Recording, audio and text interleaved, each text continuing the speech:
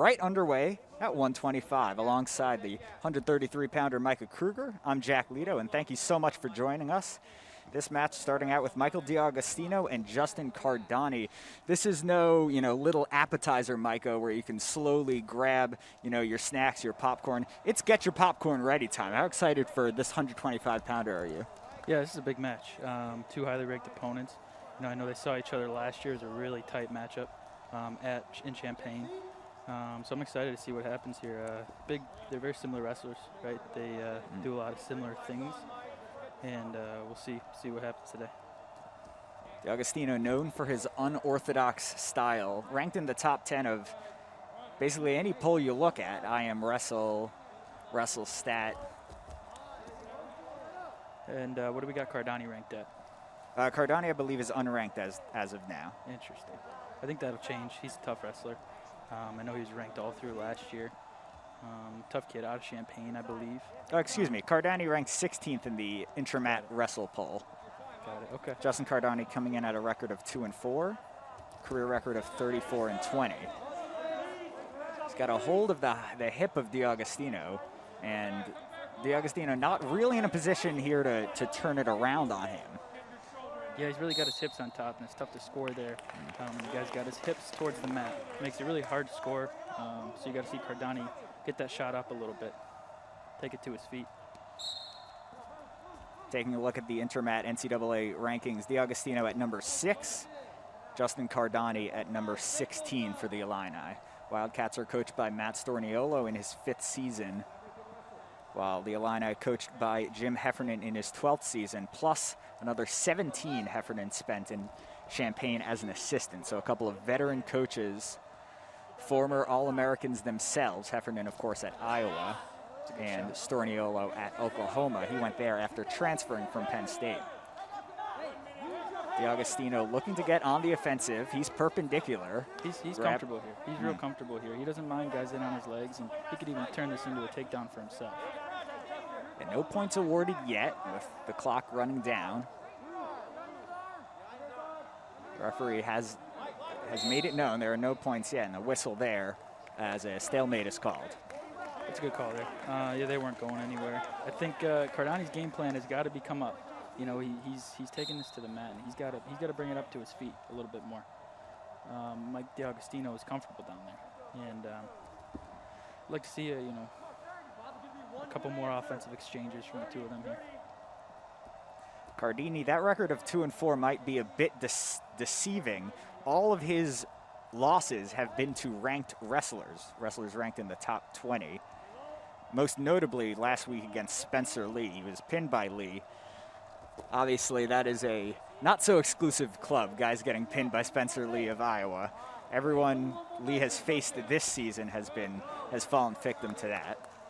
Yeah, he's on a tear. I mean, he's the guy to beat this year for sure.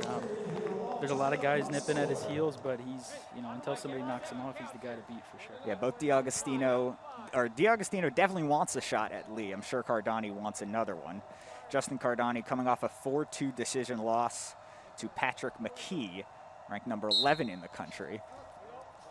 Illinois coming off that dual meet loss to Minnesota on Friday night. So a quick turnaround for the Fighting Illini. Yeah, those two duel a weekend is always pretty tough. You got to make weight twice. So we'll see how Illinois feels tonight. I know both teams. I know for sure Northwestern is probably going to throw out a couple backups today, and I would assume Illinois too. And that's just kind of how the year's been going for many teams with this COVID year. And you never know, what's going on. And it's tough to keep your lineup at max capacity. Both wrestlers on the defensive here. You expect normally the 125-pounders to be a bit quicker, as there they go in for some quickness and a nice escape by DeAugustino. Those ride-outs are important too, right? I mean, he's got 41 seconds of riding time, and it's big to keep that under a minute. Those are what wins those tight matches typically. Who can keep him down and who can get out. Riding time, as you mentioned, Micah, 41 seconds. An extra 1 point given to the wrestler who gets that riding time over a minute, tips the scales in their favor. Both wrestlers really low on this lock-in right here, as they call a stalemate.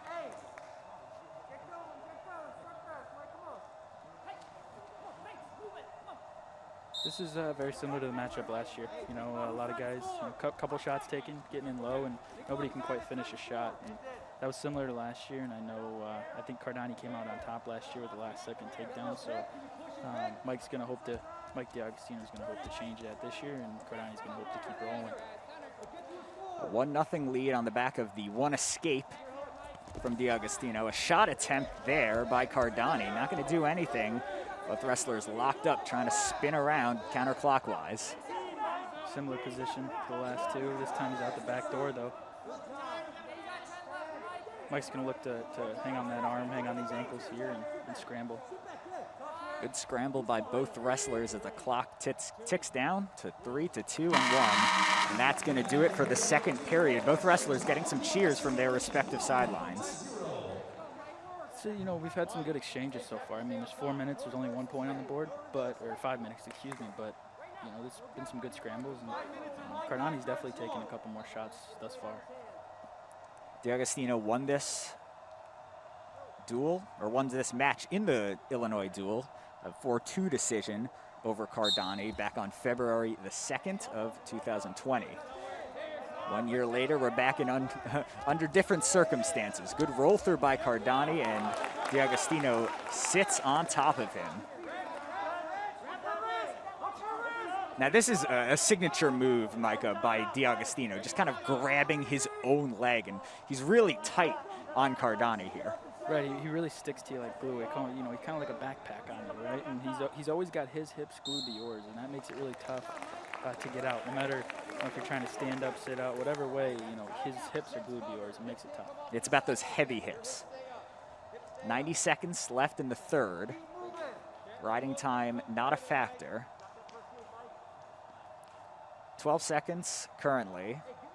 DeAugustino trying to put it in his favor as there's a whistle and some early movement from Cardani.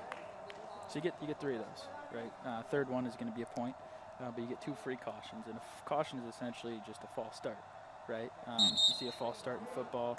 Guys are starting too quick before the play starts. These guys are starting before the whistle, and they're getting cautions for it. Right. So you get 2 of them for free, and the third one is going to be a point for the other guy. C for caution. Both guys now have 1 caution.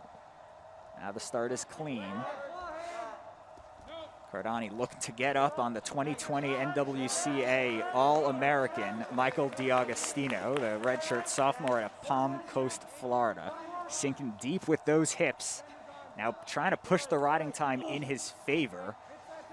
Still only at 10 seconds. He's going for the ride here, right? I mean, he could have easily at the beginning of the period let him up and tie it up and look for a takedown, but he's trying to win this match on top. And it's a tough way to do it. It really is a tough way to do it, but Mike's a gritty guy, and he's showing that here. See if he can keep him down for at least another 35 seconds. Another stalemate called, so once again, DeAugustino will be on top. Cardani on his knees. Still a chance to grab that riding time point. So far it's 1-0 only on an escape. You know, too, we'll see how the conditioning comes into play here. They both look like they're in pretty good shape so far, and it's always tough. You know, those 25-pounders usually cut a lot of weight, and they're the first matchup, so conditioning is very important. And as you can see, they're both still fighting here. And not necessarily as many carbs in these bodies as in the 184, 197 pounders. Conditioning a huge factor. Those heavyweights, those are the guys that have it real nice. 30 seconds. Riding time ticking up towards 53, now 54 seconds. Desperation time for Justin Cardani. DeAugustino looking strong on top, holding with those legs. That's huge right there. He's over a minute of riding time, that's a point. So if Cardani were to get out, he'd still have a 2-1 lead. So an unofficial score now of 2-0, but a chance if Cardani were to escape to tip that back under a minute. No, he can't give up a reversal here. He's got to only give up 1 point. Yeah, right there. There's the escape. He didn't want to give up the reversal, just give up the escape. It's 1, not 2. So now he just has to be careful not to get called for stalling. 1 second, 0, and that's gonna do it. A close, gritty victory from Michael DeAugustino. He improves to 3-0 on the year, taking down Cardani, and Northwestern strikes first in the dual meet against their crosstown rivals. That's